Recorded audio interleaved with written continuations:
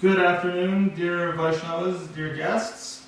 Nice to see everybody today. It's a lot of people. So today we will be reading from Bhagavad Gita, chapter 18, text 17. I think there's a couple of new faces in the crowd today. No guarantee, pretty sure though.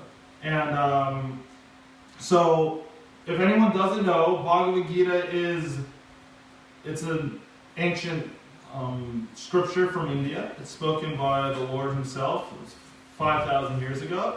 And it is to people in India and to people who practice Vedic culture, it is the central religious and philosophical text. It is comparable to the Bible for people for Vaishnavas. Om Namo Bhagavate Vasudevaya. Om Namo Bhagavate Vasudevaya. Om Namo Bhagavate Vasudevaya. Om Namo Bhagavate Vasudevaya. Om Namo Bhagavate this is text 17 from chapter 18. The title of this chapter is The Perfection of Renunciation. So I'll say the Sanskrit and everyone can repeat. Yasya naham krito bhavo buddhir yasya nalipyate Patvapi sa imalokan nahanti na nibadyate Yasya naham krito bhavo buddhir yasya nalipyate Patvapi sa imalokan nahanti na nibadyate Yasya naham krito bhavo buddhir yasya nalipyate Patvapi sa imalokan nahanti na nibadyate. One who is not motivated. Oh, sorry. Does anyone want to say the verse? Any? Yasya naham krito bhavo buddhir yasya nalipyate Patvapi sa imalokan nahanti na nibadyate. Yasya naham krito bhavo buddhir yasya nalipyate Patvapi sa imalokan nahanti na nibadyate. Any Vaishnavas? Any ladies? Want to say this? Yasya naham krito bhavo buddhir yasya nalipyate Patvapi sa imalokan nahanti na nibadyate. Anyone else? Okay, translation and purport by Prabhu. One who is not motivated by false ego, whose intelligence is not entangled, though he kills men in this world, does not kill, nor is he bound by his actions. Purport. In this verse, the Lord informs Arjuna that the desire not to fight arises from false ego. Arjuna thought himself to be the doer of action, but he did not consider the supreme sanction within and without. If one does not know that a super sanction is there, why should he act? But one who knows the instruments of work, himself as a worker, and the Supreme Lord as the Supreme Sanctioner, is perfect in doing everything. Such a person is never an illusion. Personal activity and responsibility arise from false ego and godlessness, or a lack of Krishna consciousness. Anyone who is acting in Krishna consciousness under the direction of the Supersoul and Supreme Personality of Godhead, even though killing does not kill, nor is he ever affected by the reaction of such killing. When a soldier kills under the command of a superior officer, he is not subject to be judged. But if a soldier kills on his own personal account, then he is certainly judged by a court of law. I'll read the translation to the verse again. One who is not motivated by false ego, whose intelligence is not entangled, though he kills men in this world, does not kill, nor is he bound by his actions.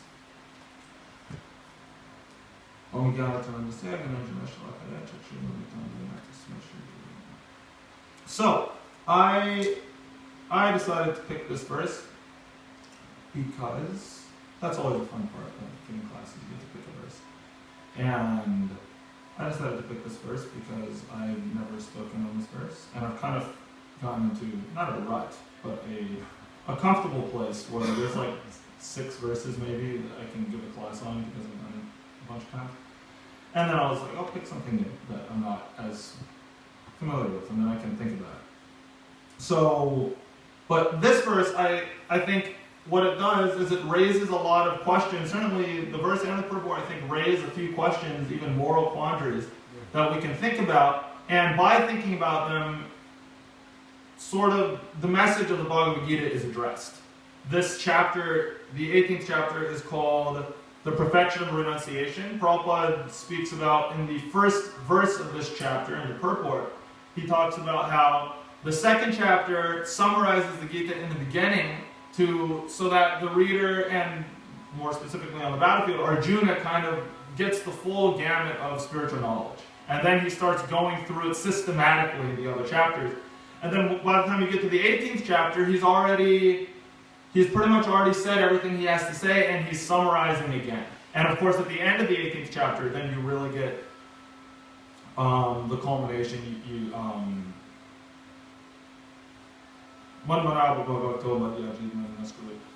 Surrender unto me, worship me, always think of me, and sarvadharma pratyaja. Fully surrender unto me, abandon all of the types of religion, and you won't sin. Don't fear. So, that's paraphrased. So a lot of these verses are really dealing with, to address them, to understand them, we have to remember what Krishna was talking about earlier in the Bhagavad Gita. And that's what's kind of nice, because that gives us an opportunity as a class to remember that. So he says, one who is not motivated by false ego, whose intelligence is not entangled, though he kills men in this world, does not kill, nor is he bound by his actions. So this, obviously, in a very obvious way, this gets to one of the things that was deeply worrying Arjuna, which was he was going to have to kill many, many people. And he wasn't sure if that was a good idea. And that's a very fair situation to be in. If you're a good, moral, upright person, and Arjuna was all of those things,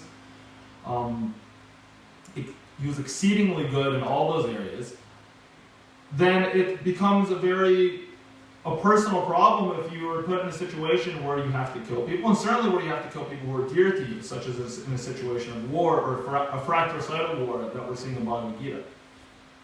But Krishna is reminding him that you're not the one doing this. You are not the ultimate sanctioner. You are not the doer of your activities. And if you act with false ego, then yes, you do accrue sin. But if you don't act with false ego, then there's no sin on your part. You become blameless. And that means acting according to our nature. And Prabhupada talks about this in the introduction to Bhagavad Gita. He talks about how we have two types of nature. And we have our conditional nature and we have our constitutional nature. Now our constitutional nature in a way is simple. Our constitutional nature is Jiva Svarup Prabhu Krishna Nityadas. We are always supposed to be eternally serving Lord Krishna. That is the nature of the living entity. Prabhupada and the Acharyas say, just like water is naturally wet, if it left in a natural state or in the normal state, it's wet. But it may be frozen for millions and millions of years. But still we understand that water is wet. Naturally it will be wet. So similarly, our constitutional nature is to be serving Krishna. And that nature doesn't go away even if we haven't done it for a long time. It remains dormant. And it remains a part of us even if we haven't done it. So our constitutional nature, the way that we can be guaranteed in any stage of life, because this is every living entity's constitutional nature, the way that you can be guaranteed to not be acting according to false ego, to not be accruing sin, and to be making real progress in life is by acting according to our constitutional nature. And our constitutional nature is devotional service to Krishna. And this is what Krishna spends specifically the middle 6 chapters of the Bhagavad Gita discussing. The middle 6 chapters are the chapters where we delve the most into Bhakti Yoga and the nature of the spirit soul and how we can serve Krishna and how to please Him and the mindset that takes. But the other type of nature that we have is a conditional nature. And this nature is to do with our body and our mind. And our body and our mind also must be engaged. It's not enough to simply theoretically understand that, okay, we're eternal servant of Krishna, and then eternally serve Krishna. That's not how most of us work. I mean, we can't even do that with lesser things. What to speak of an entire commitment of identity. We can't even know, okay, it's not good to eat too many carbs, and then just not do that. Or it's good to run every day, and then do that. It's not just because we know something is good that we automatically do it. We have to engage ourselves according to our nature and according to where we're at. So this is another great message of the Bhagavad Gita, is that it keeps coming back to, though the point of the Bhagavad Gita is to surrender to Krishna, to do devotional service, to surrender in every way, it keeps coming back to Krishna telling Arjuna to fight. And why? Why does Krishna keep telling him to fight? Why does he keep telling him not only to fight, but to kill? Because that is the duty and the nature of Arjuna in this circumstance. Arjuna's nature is that of a protector, of that of a warrior, that of a Kshatriya. And his duty in this circumstance is to fight for the just thing against the people who are opposing the just thing. And the just thing is for Yudhisthira Maharaj, the rightful king, to be on the throne. And there's people in the way of that, so it is his duty to fight against that, if they are willing to put up a fight. So he keeps coming back to the conditional nature of Arjuna, because, we see even here in the 18th chapter, he's not just, you might think that it's just in the first few chapters that he'd be talking about his conditional nature, but then you get to a higher spiritual level, and then he'd be saying, so it doesn't matter what you do. Because you're on the spiritual level, it doesn't matter what you do as long as you're Krishna conscious. But that's not what Krishna says ever. Krishna tells him, be Krishna conscious, but then he keeps coming back, but do your duty. Act according to your nature. You're a Kshatriya, be a Kshatriya. Go fight, protect, do your honorable duty. So he keeps telling him that again and again, even into the 18th chapter. And a reason for this is because this is another way that we can act and not be bound. Prabhupada gives a very practical example right here at the end. If a soldier is ordered by a superior officer to kill, he's blameless. He's blameless according to God's laws. He's blameless according to man's laws. There's no government on earth that prosecutes a soldier for following orders, because that's what they're supposed to do. If a soldier goes AWOL and he kills someone, then that is prosecutable, because that is not according to his duty, that is not according to his nature. So Krishna is telling us that the way that we can be free from our false ego, the way that we can be free from sin and make actual advancement not only in life but with our consciousness, make advancement towards Him, is by acting according to our nature. And our nature is twofold. Again, it's our constitutional nature. It's to be serving Krishna, remembering Krishna, loving Him, always thinking about Him. But the way that is very often expressed, and something that must go alongside that, is to be acting according to our conditional nature as well. And that means according to the nature and the predisposition of our body and our mind. That has to be engaged. That has to be actively and usefully engaged in Krishna's service, but also in life. And by doing that, just like the soldier isn't held responsible for the deaths and the killings that he may accrue, we are also not held, we are not further bound by material nature by carrying out those activities if we do them according to our nature. So I think that that's a very nice message. I'm gonna read out the purport again, because there's a couple of things I think that will come to mind. In this verse, the Lord also, if anyone has any questions or comments or objections, please raise your hand at any point and we can deal with them. We don't have to wait till the end. If someone has something that they think could add or something that they may disagree with, please at any point. Thank you. I'll read the purport again. In this verse, the Lord informs Arjuna that the desire not to fight arises from false ego. Arjuna thought himself to be the doer of action, but he did not consider the supreme sanction within and without. If one does not know that the super sanction is there, why should he act? So this is another thing that Krishna is stressing in this verse that I think certainly some, like in India, the impersonalists, the Mayavadis, they will misinterpret. That just because Krishna is the ultimate sanctioner, it means that we're not actually doing anything. Like we're just kind of ethereal lights. That's not what Krishna is saying. We're still doing, but we're not the ultimate controller. It's like you still have the capacity to do things. You always have your free will, but you're always bound. And the ways that you're bound far outnumber the ways that you're not bound. For example, you cannot go outside and fly. None of you can do that. Other living entities can do that. You cannot. And try as you might, it won't happen. there's so many things you can't run as fast as a horse. You can't, just from a physical point of view, the amount of things that you can't do totally outnumber the amount of things that you can do. Even just our sight, we only see, how many out here anyway? How much do we see? It's very little. It's like 5 colors or something on an unlimited color spectrum, because we're very conditioned, we're very bound. But within our tiny little sphere of control, we are in fact in control. We do have free will. And what we should use that free will with is acting according to our nature, acting according to what Krishna wants. That's what it means by Krishna sanctioning something. We act according to what he lays out in Sastra as what we should be doing. And then we use our free will to act according to God's laws instead of against them. And then we do very well. Because otherwise, sometimes it's very easy to read these verses about how we hear that not a blade of grass, probably used to say this sometimes, not a blade of grass moves without the will of the Supreme. But that's not because he's telling every single blade of grass to move. The world is going on, but it's going on sanctioned by Krishna. He allows it. So he allows us a certain amount of free will, but it is our responsibility to do something intelligent with that. Otherwise, we suffer the consequences.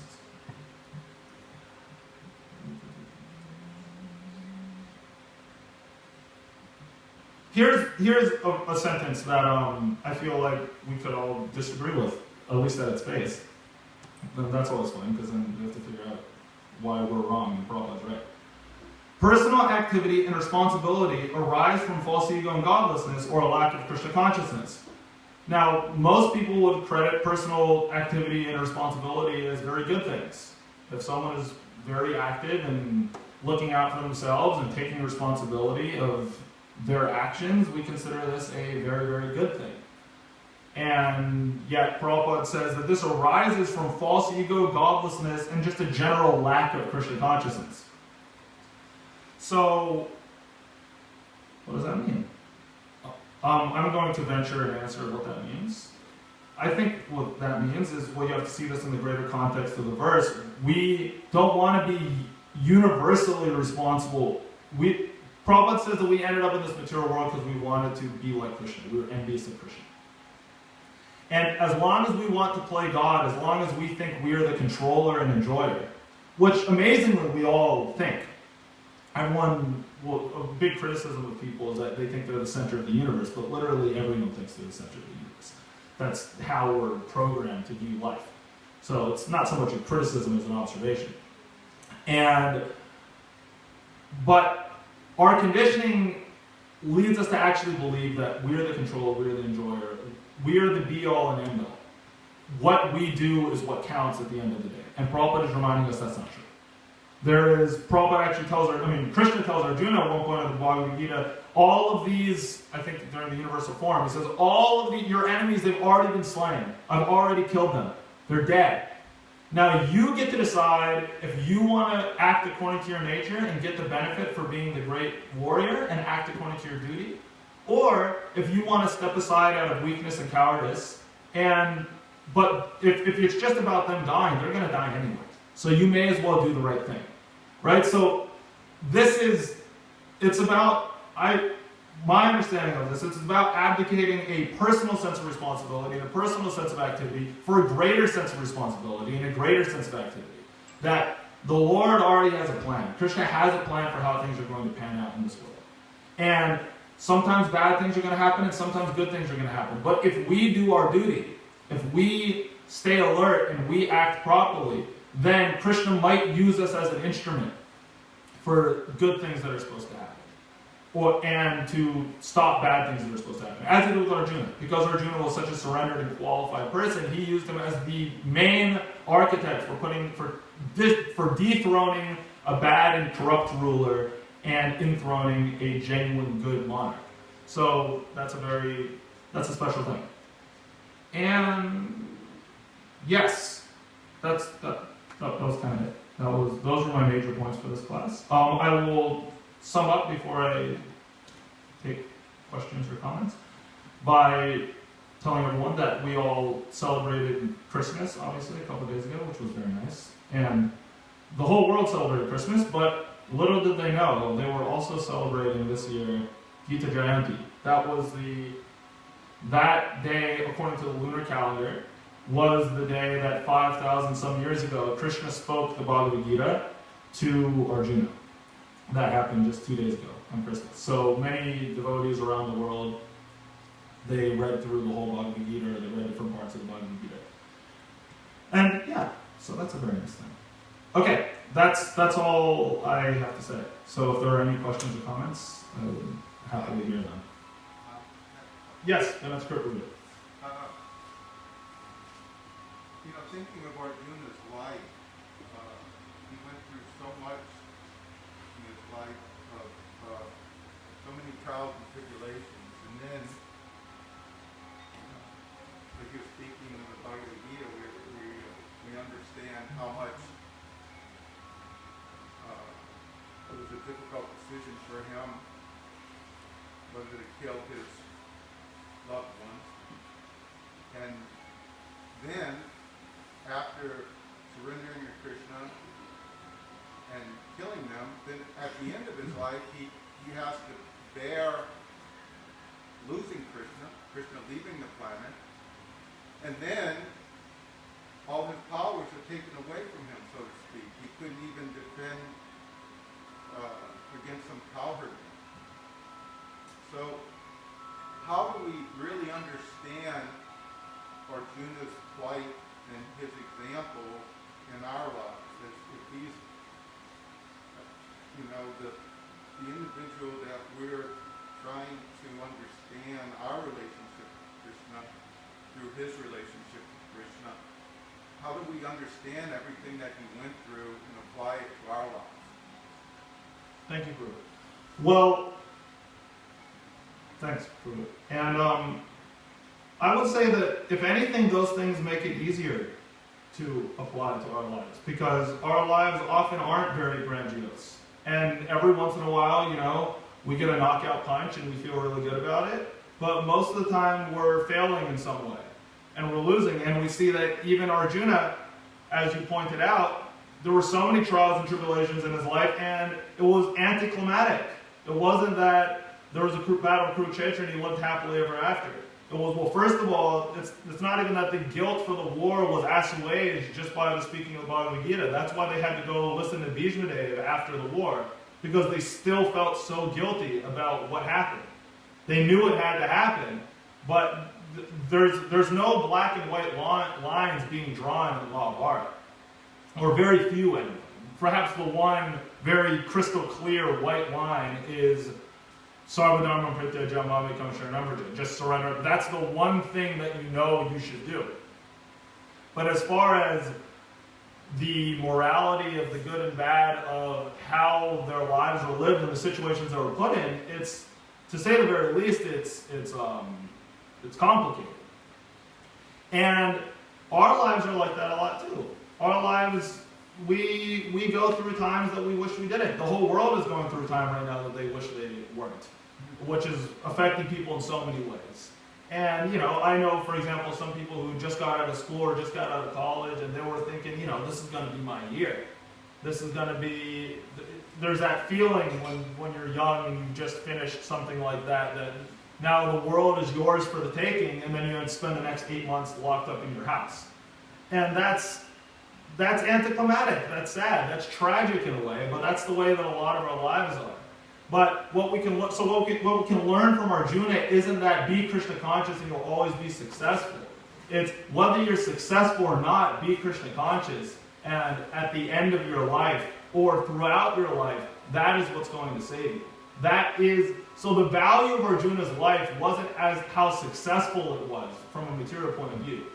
The value of Arjuna's life was whether he was successful or failing, he was remaining Krishna conscious and increasing his relationship with Krishna. Does that make sense, Prabhu? Yeah, thank you. Prabhu, you going to say something? I think you did a good job addressing the moral and ethical considerations that you mentioned in the universe that come up in this particular verse with acting under the direction of God, and of course you mentioned that Arjuna was there with Krishna. Krishna was directly instructing him. And you know, and that brings up in today's world a very serious question: is someone authorized to kill somebody in the name of God? You know, there's that expression. Right. Praise the Lord and pass the ammunition. You know, it's kind of a joking phrase people use, but very applicable in today's world. So I've been reading the 4th chapter of Bhagavad Gita, where Krishna mentions that it's very important that we understand the difference between action, inaction, and unauthorized action, Right. or vikarma. So Sri Prabhupada explains it. We're striving for akarma, so it's action without any reaction. And the only way that we can achieve that is by having this mentality that you mentioned, that we are eternal servants of Krishna. And if we do everything with that intelligence, then of course we have to act according to the authorities. Right. And he mentioned the sun god, that he was presenting a perfect example, because Krishna instructed the science of the sun god millions of years ago. He acted with that intelligence. And then he mentions all the Mahajans that we can follow. We have, of course, our spiritual master and the current Acharya, who's Sri Prabhupada, as examples of what authorized activity is and how we can be fixed up in that consciousness. So this is, I think, the way we get around that dilemma. Right. He mentions the impersonalists, that they try to give up activity to avoid karma. But Krishna said that's bogus, because in inactivity there's activity. Yeah, that's also it's like if you see someone being beat up on the street and you don't do anything, that's a conscious choice. You're still doing something. You're choosing to not act. So there's karma for that as well. Yeah. One thing that struck me, and you may or may not disagree with this, is I feel like there's a very simple answer to the question: can you go kill and murder in God's name? No. I mean, Arjuna wasn't doing that. Arjuna wasn't on the battlefield saying, I'm killing all of you for Krishna. Arjuna was there for a very clear political purpose. He was there to instill Yudhishthira. This battle was never about, do you believe in Krishna or not? This battle was about, there's a bad king who unjustly got a throne, and we got to do something about that. War is politics by any means, as they say. So I think that there's, I don't know, just as a pragmatic kind of answer to that, I feel like there's that you probably know better, but there's something, render what is God's unto gods and what is Caesar's unto Caesar. Is that a line from the Bible? Yeah. So there's a situation like that. Obviously, Arjuna's heart and consciousness is belonging to Krishna, but in no place in the Bhagavad Gita and in no place in the Mahabharata that I'm aware of is it ever explicitly, we're going to fight and kill in the name of Krishna. They're fighting and killing to get a good king.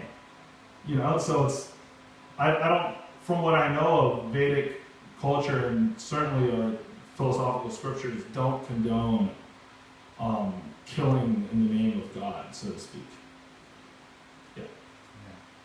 But also ethical, moral principles. Theists understand that they're coming from God. What is right and wrong, we can't concoct that. We can't make that up. Right. We can't say, the child isn't really alive until he exits the womb, therefore we can kill him up to that point, Right. or beyond even. So this is important to understand where morality comes from, and to act accordingly. But it's complicated. Karma is very complicated. Yeah, definitely. Karma is very complicated. And that's why the only way, and that's basically what this is saying, the only way is to just say, I give up. You don't try and beat karma at its own game. You just follow Krishna's rules, and then don't just disinvolve yourself from karma. We don't try and play the good karma game. We just try to get out, because you always lose when you play Maya's game.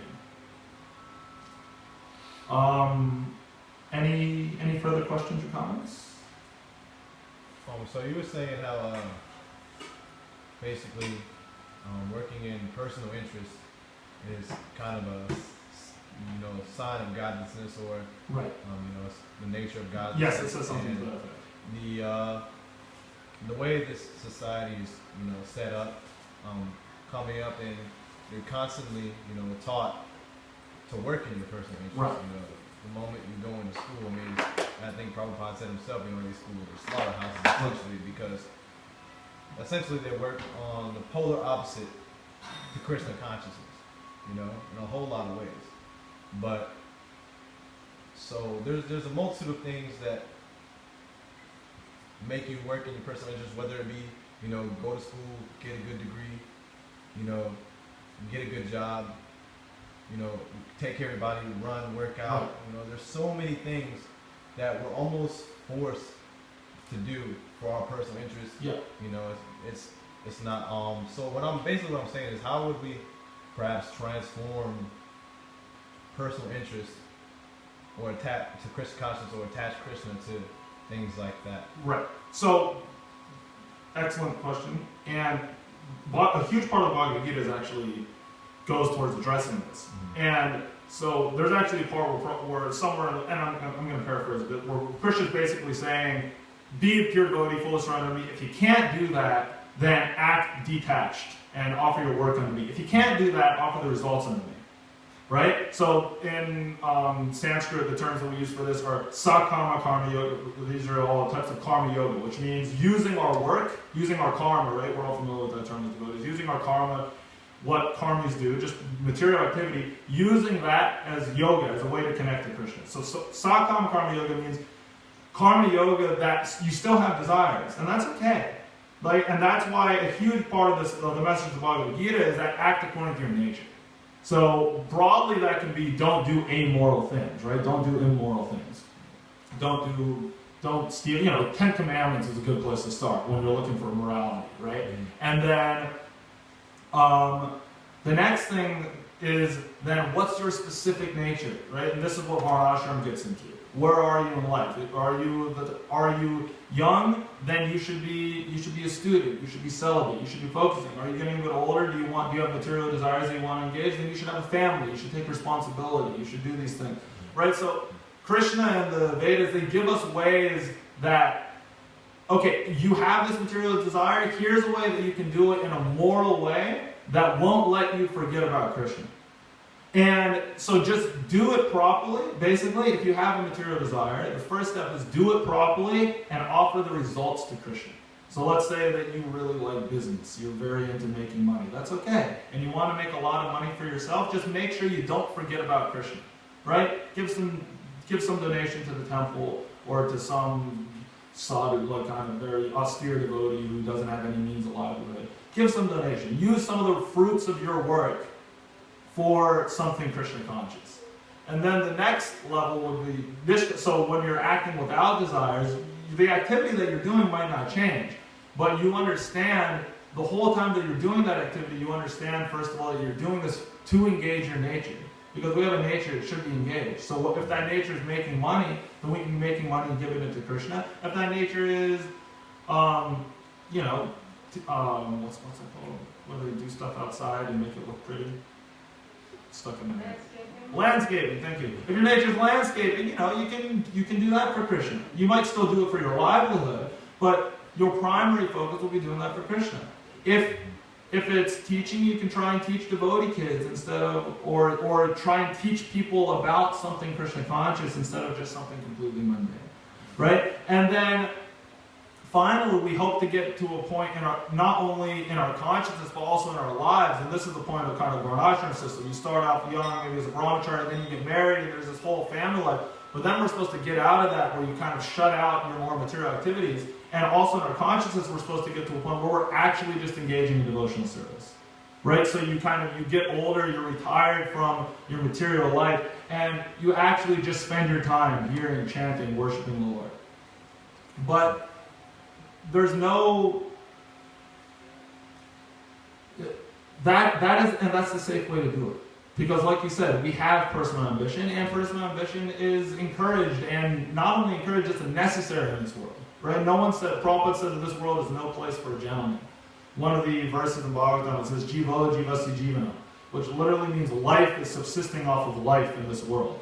So it's a dog-eat-dog world, would be our way of saying it. And That's just the nature of the world. So you have to act. You have to get ahead. You have to do these things. But the way that you can connect that to Krishna is A, doing them right, doing them in a moral and right way, and whatever you're doing, do it well. And then those results offered to Krishna. And then eventually, if you do it in that consciousness, then the whole work itself, you can start making it as a sacrifice for Krishna, to be an offering for Krishna. And then both in your consciousness and in your time, then you start being able to create time and dedicate more and more time and of your consciousness to actually just pure devotional service, hearing, chanting, remembering. Does that make sense? Yeah, thank you. Yes, I'm please. sorry to have too much to say, but No. in glorification of Lord Jesus, a lot of people kind of sentimentalize the statement of Jesus when he said, if someone hits you in the face, I'm paraphrasing, then turn to them the other cheek as well. Right. You know, and so I think that this is was stated in another way by Martin Luther King. He said, you cannot conquer hatred with hatred, but you conquer hatred with love. And that was also emulated by Nityananda Prabhu in his dealings with Jadai Madai. So that's kind of in line with our tradition. So it seems like Jesus had the same mentality as Lord Matai, just like inundate the world with love of God, you know. Yeah. And that's the answer. Yeah. All right. Seems like a good place to finish as any. If does anyone else have anything to say? All right. Bhagavad Gita ki jai, Prabhupada ki jai. Jai.